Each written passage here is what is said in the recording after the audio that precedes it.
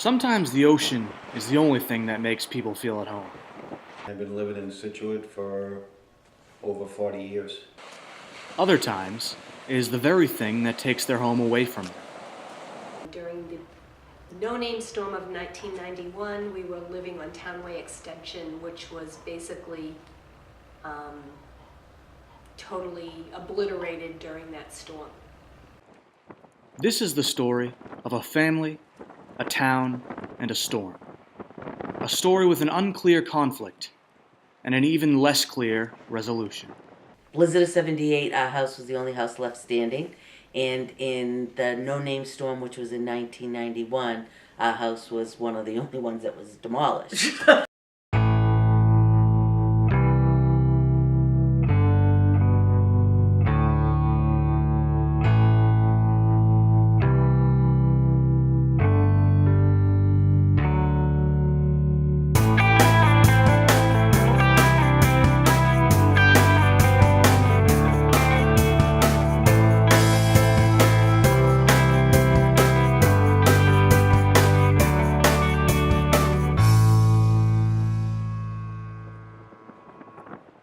In the 1960s, Scituate, Massachusetts wasn't much more to most people than a quiet little town to pass through on the way to Boston.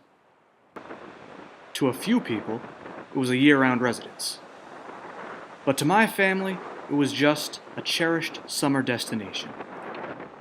In Scituate, you had the ocean. Right. Yeah. In You're Dedham, barefoot. you were barefoot, never All wore the time. shoes. No. Once you got down here right after Memorial Day, they didn't go back on till Columbus Day.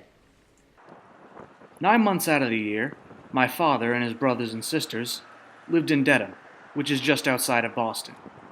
So for them, the small town feel, salt air, and miles of beaches that Scituate had to offer was a virtual paradise. Before getting to Scituate for the summer, you'd be excited because you kind of had like two sets of friends. You had your so-called summer friends, and then you had your winter friends. So you were excited to come down and see your summer friends that you haven't seen in 8 or 9 months. For the same reasons, my mother and her family took the annual trip to Scituate from Walpole. The last day of school, my mother would load up the car and we'd come down for the entire summer, and it was just a blast. We had friends, we played on the beach, there were no TVs, we didn't even have a phone. And they certainly weren't the only ones. Even well before my family began spending summers in Scituate, the little South Shore town was a major getaway for Boston's middle class, who had leisure time enough to go on vacation, but did not have the means to stay in the coveted beachside dwellings of Cape Cod. There were so many kids. You always had something to do. You always went to the beach. You always hung out. And they were the nicest people. There was a wall across the street. We used to all say, we're going to go hang out the wall. And everybody would meet at the wall. And when I say there was like 17 to 20 kids my age. It was just very relaxed. You'd get up, you'd put on your shorts and your t-shirt or your bathing suit, and you'd go out and you'd just play until lunchtime, and then you'd go back out and you'd swim and play, and we'd have supper, then you'd go out and you'd hang out, go down the harbor, go to the movies. To summer residents, Scituate beaches were a symbol of freedom. They were an instrument of self-identity. But most of all, they were a place of community. It was a good-sized house. There was as you know, we have a big family.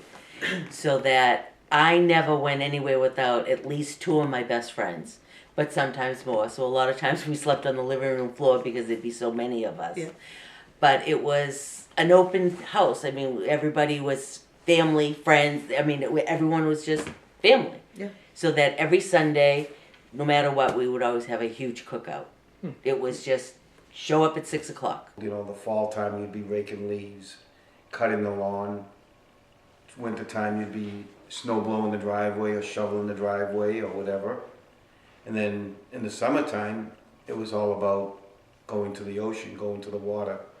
You'd be water skiing and all sorts of stuff like that. He was very into water sports, and This is the best. our father was afraid of the water. So whenever our brother or your father was out on the boat, water skiing or whatever, he'd go upstairs and read the newspaper and watch TV in his room Get away. because he didn't Couldn't want to walk. have to see it. And so your father was also, like I said, into the water skiing, the whole bit, the parasails. Yeah. And in Nana and Papa's bedroom, there was a skylight. And all of a sudden he looked up, and there is your father flying over. My family always saw Scituate as a place full of opportunities. But as time went on, opportunities would become memories. And on the horizon, change could always be seen from afar. And then once Columbus Day came, basically your father would board the house up, shut the water off, and that was basically... winterizing it. He'd winterize the house for my parents. And so that would always be in October, so we never knew. And when there was a storm coming, like your grandparents would be sitting there saying, oh, you know, we're going to be okay. And they would always panic, especially when they'd say it was a northeaster. By the late 70s, Scituate's status as a quaint vacation spot began to compete with its status as a strong municipal presence in Massachusetts. Many summer transplants to the town were beginning to settle in as permanent residents, and among them were my mother and father. We lived in the beach house that Dad had inherited from his parents after they passed, which was on Townway Extension, but on the opposite side of the ocean. So there were houses in front of us.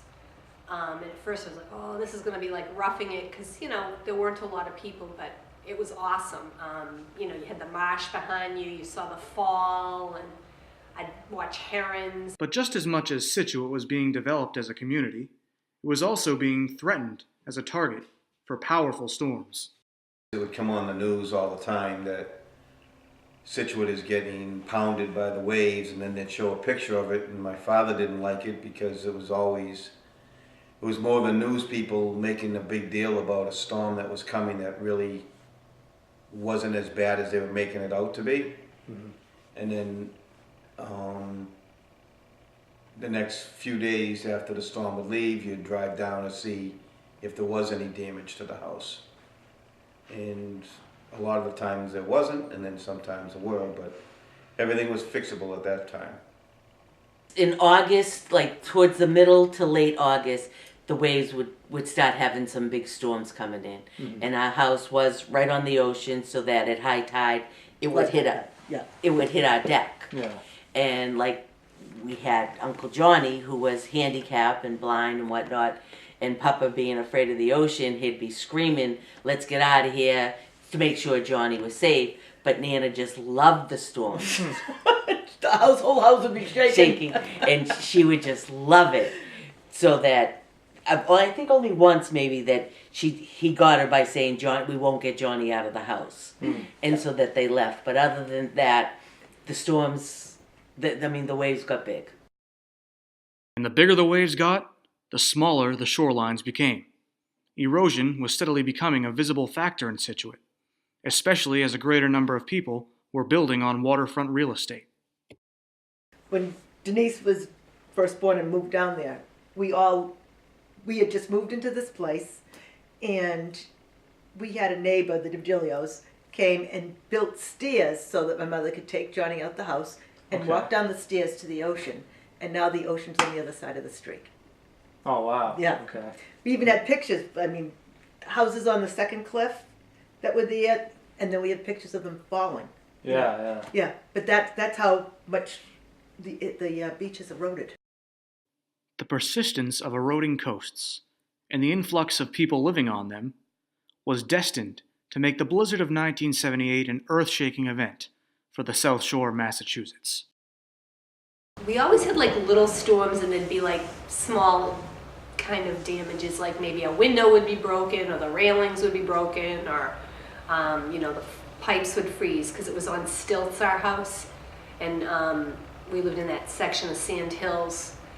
But I remember specifically the big one was 1978. There was a big blizzard, and it happened around February, and back in Walpole you were just snowed in, but then we got word that it was ocean storm as well, and we heard that it was really, really bad.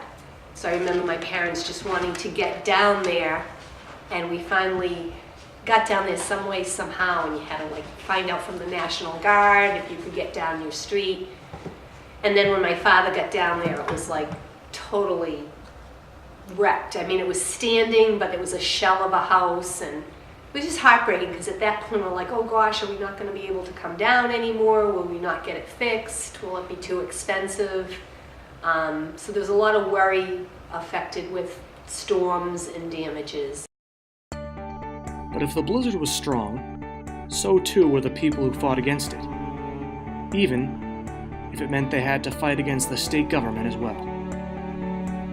The blizzard of '78 did a lot of damage to some homes that a lot of people said that they're not going to rebuild. Like, I believe Dukakis was the governor at the time, and he said that he came over by helicopter and said, this area is a disaster zone, they won't be building back here. And he gave the gas company permission to come and remove the gas lines, where everybody rallied together and they said, no, we're going to rebuild. And they started rebuilding houses one by one.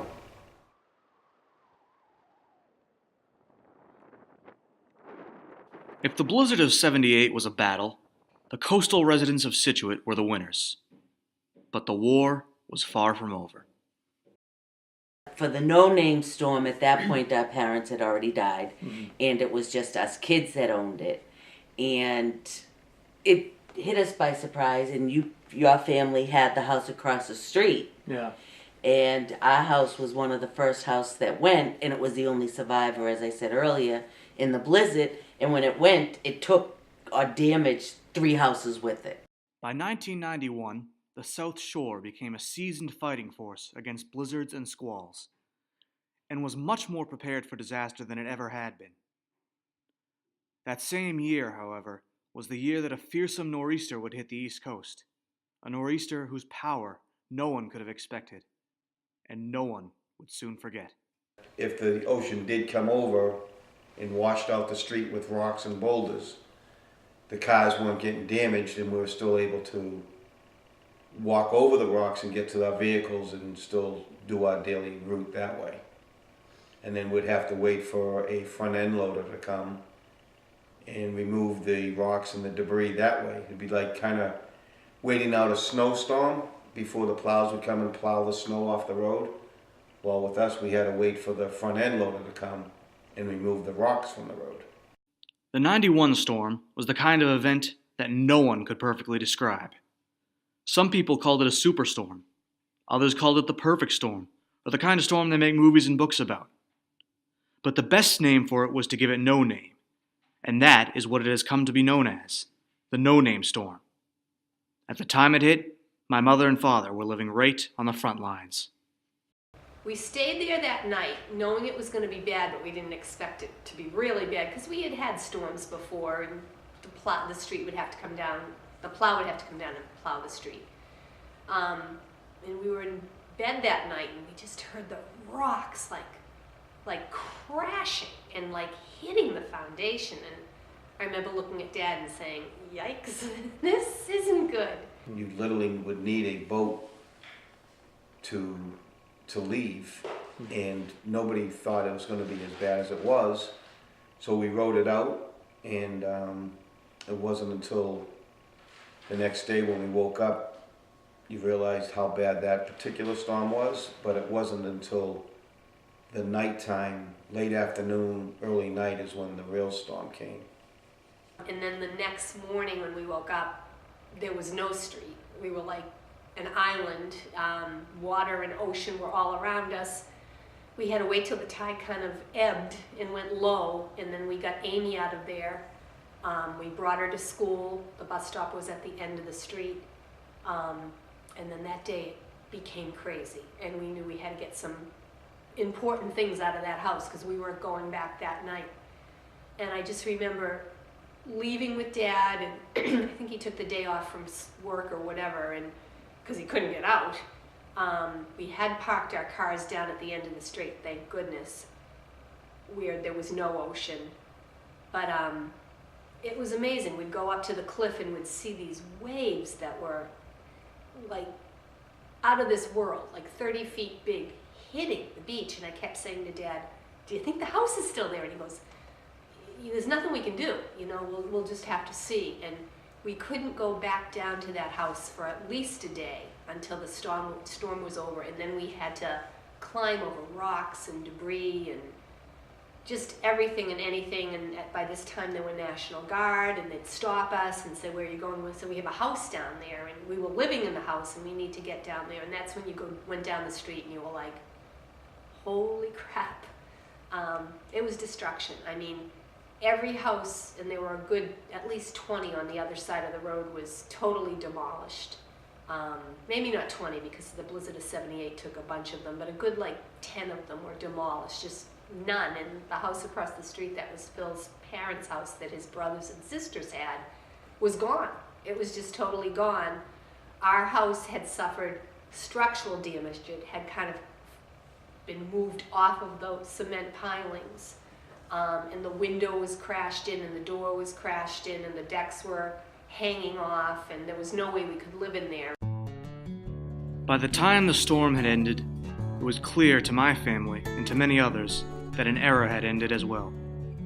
Much of the destruction was too great to recover from. People who had already been forced to rebuild their houses after the 1978 blizzard could not afford to start from scratch a second time, and they left the beach for better protected inland homes.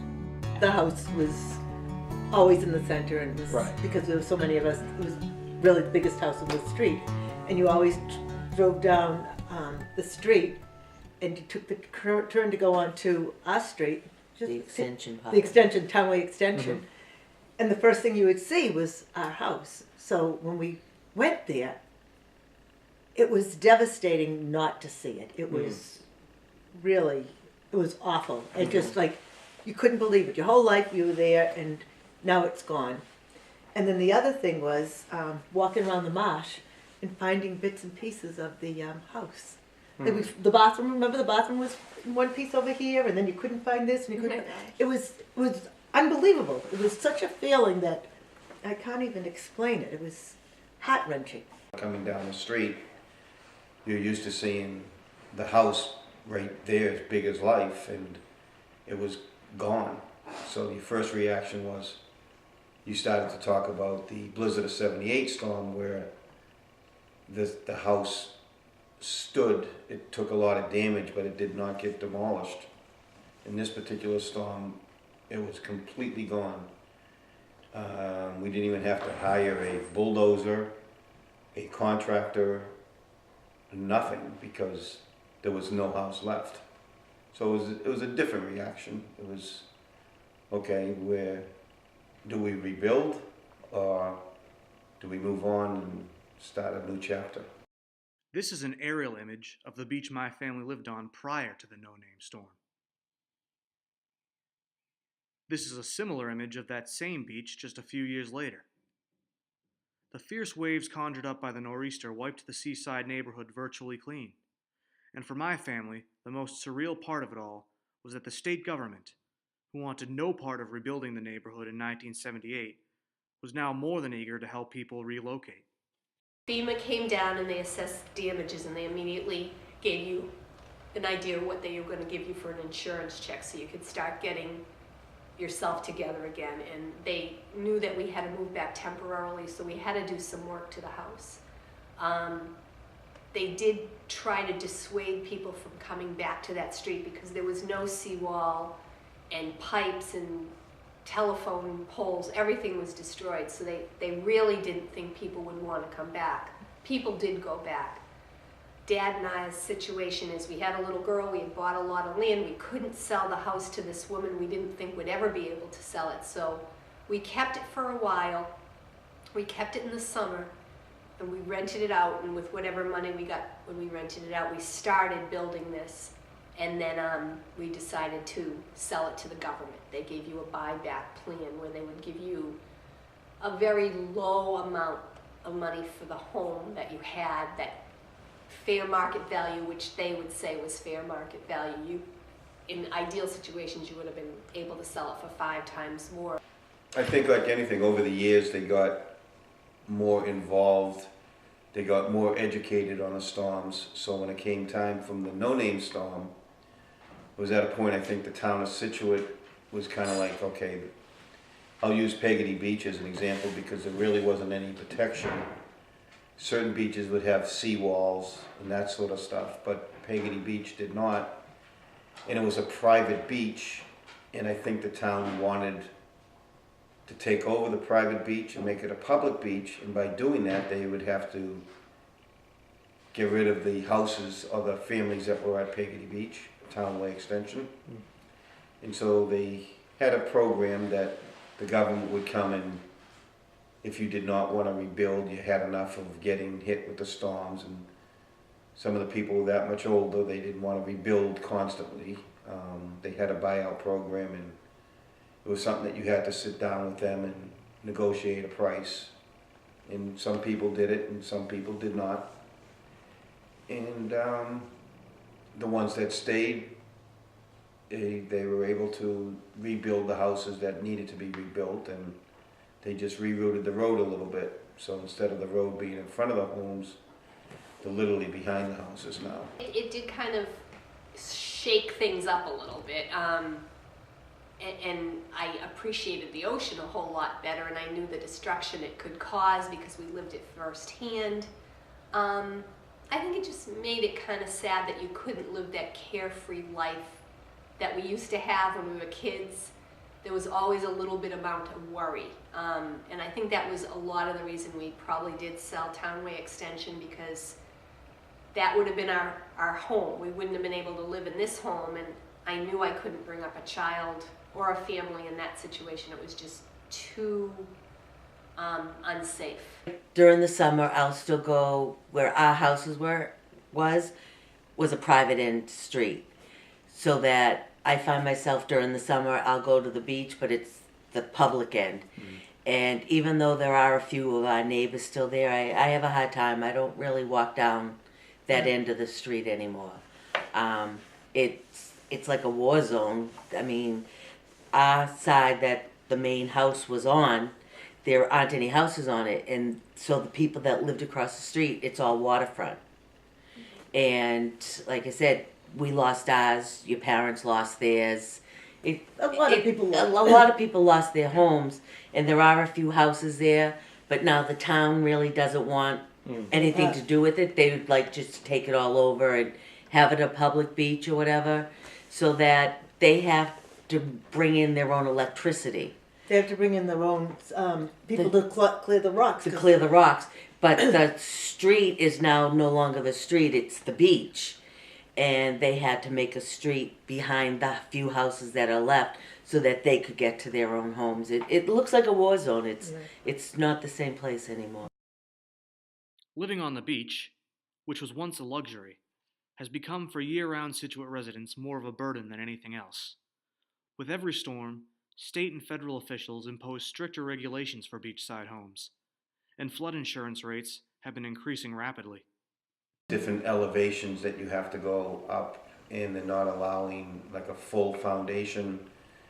You have to have like a wash-through foundation so that the waves come and they wash underneath the house rather than disperse side to side. So that's different. So if you decided to live on a coastal, you didn't have a lot of storage, you know, like how a regular home would have a basement or a garage or something. You're not allowed to have that. So yeah, it's great place. I love the water. I love the ocean, but it's tough to live there 12 months a year. And so, after 40 years of battling blizzards, waves, destruction, and government legislatures, my family has remained in Scituate. In spite of its catastrophic run-ins with storms, the town continues to grow and has become a major center for commerce and tourism, especially in the summer. And the ocean, it continues to be a presence, sometimes for worse, but ultimately for better.